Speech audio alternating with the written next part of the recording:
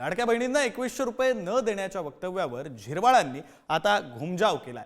टीकेची झोड उठल्यानंतर झिरवाळ आता पलटलेले आहेत। 2100 देणार असं म्हटलंच नव्हतं असं वक्तव्य झिरवाळांनी आधी केलं होतं, तर विरोधकांकडून झिरवाळांवर जोरदार हल्लाबोल करण्यात आला आणि आता झिरवाळांनी आपलं वक्तव्य पलटलेलं आहे। 2100 रुपये कोणी काही असं डिक्लेअर केलेलं नाही, हे द्यावेत। आधी तर विरोधकांनी हे 1500 देणारच नाहीत, यांच्याजवळ देण्याची ऐपतच नाही, अशाच पद्धतीने सुरू केलं होतं। नंतर काय तर 2100 देणार आहेत, 1500 दिले नाही ते 2100 कसे, पण 1500 दिल्यावर बाकी 2100वर जास्त जोर धरला, तर तसा काही प्रकार नाही आहे। 1500 मिळाले नव्हते तेव्हाच 2100चं आमच्यात उलटं पालटं चालू होतं।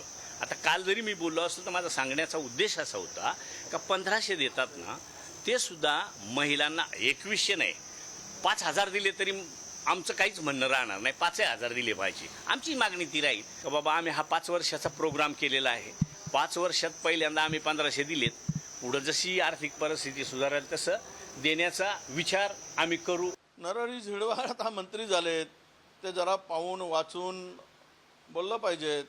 1500 मध्ये महिला खुश आहेत, दिसतील ना जिल्हा परिषद पंचायत समितीला, महानगरपालिकेच्या निवडणुकीमध्ये।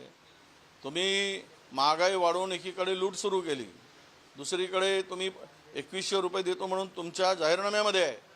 आता कदाचित झिरवाळनी ते लिहिलं नसेल म्हणून त्यांच्या लक्षात आलं नसेल किंवा झिरवाळनी सांगितलं नसेल। इतके खोटारडी माणसं सत्तेत आली आहेत की ज्या लाडक्या बहिणींमुळे ते सत्तेत गेले होते, त्या लाडक्या बहिणींचा विसर या भावांना पडलाय। इतके खोटारडे भाव दुसऱ्या जगात नसतील हो। आमच्या लाडक्या बहिणीला 2100 रुपये देण्याचा आमचा जाहीरनामा आहे।